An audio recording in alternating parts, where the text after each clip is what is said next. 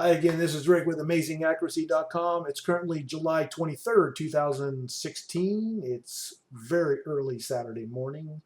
As a matter of fact, it's 12:17 a.m. Chicago time. And we're currently looking at the daily chart of the S&P 500. And I will show you that right here by moving this camera up. And you can see there it is, S&P 500 daily chart. Okay, now I'm going to move it down because I want to get in all these bars and these dates you see here. Now this is a recap of a video that I had posted on YouTube on July 21st.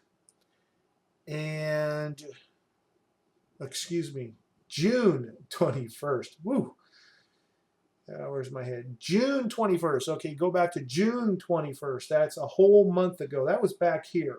Okay, and I provided all these dates that you see on this chart here when none of these price bars were on the chart. So you can go back.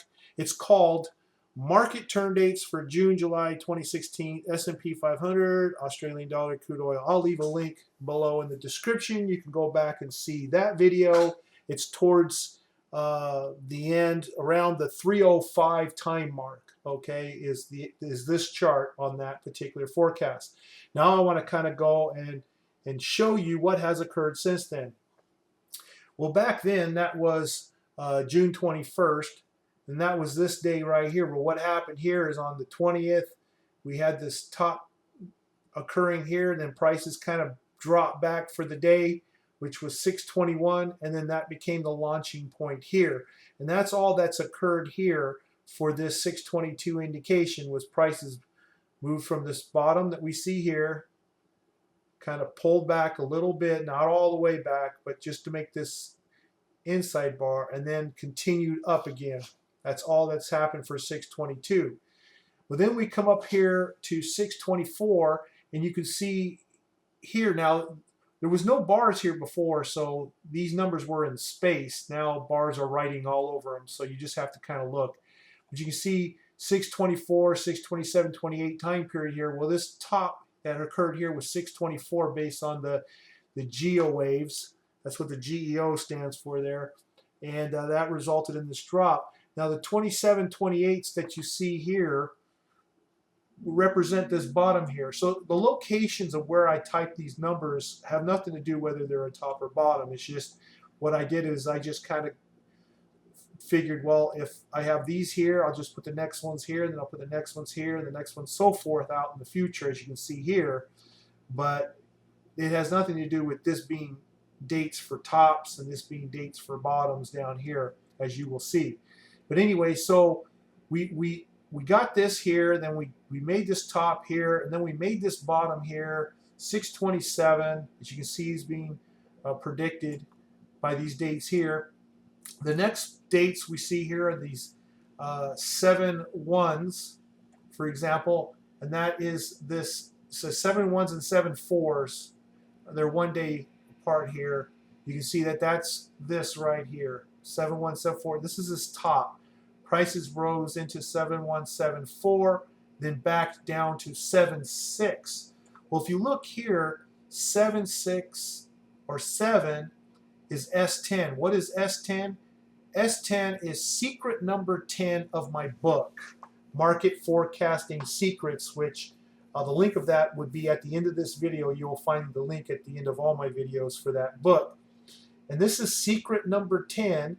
And if you go back to that previous video, you'll see that that was on the chart, predicted well in advance. And look what happened here. It made this bottom and then took off like a rock. So excellent forecast, secret number 10. Would pay for that book several times over. It's a fantastic investment. Anyway, enough of that plug. Then we come into the 7-11 area. Now the 7-11 area did nothing for us. This move here just plowed right through it. So all these indications for 7-11 and the seasonals for 7-12, nothing from that. It just blew right through it. Then we come up here, and this is 7-14-15, where we have this little kind of correction thing, somewhat like we would have here. And 7-14, 7-15, you can see I had it marked down here. So you just have to keep your eye on where it is on this chart here, because I just type these wherever. But here is 714, 715. Then the next ones you see is 718, 19, and that's this right here. Prices went up here, then backed down again, and there's 719 right there, and then prices went back up again. Now we're in the 722 zone that has been predicted here, and that's this time period here. Well, right now we don't have anything here except 721 is a possible bottom or a possible top. Let me see what the high is here. Yes, so possible top here, but we don't know yet until it breaks either this bottom period or breaks this top period. And if I was to do this, okay, so we're coming off of an oversold, so we'll likely move up into the overbought zones. Okay, but that's the next one is right now for the 722 time period is right here in this area. And then following is a 727, 28, 29, this time period right here. So 28 is kind of like right in the middle. And so that's going to occur after the 722 one. We're going to be looking for the 727, 29 part right here, okay? So anyway, we'll just have to wait until we get there next week. But there you go. You got this forecasted here and here and here and here, and this big one here, which was secret number 10 in my book. And then that took off. 7-Eleven was a bust. Nothing really happened there. Then we had the corrections here for 7-14, 15. Another little one here for 19. And now we're into the 722, which has not finished forming yet. Okay, well that's it.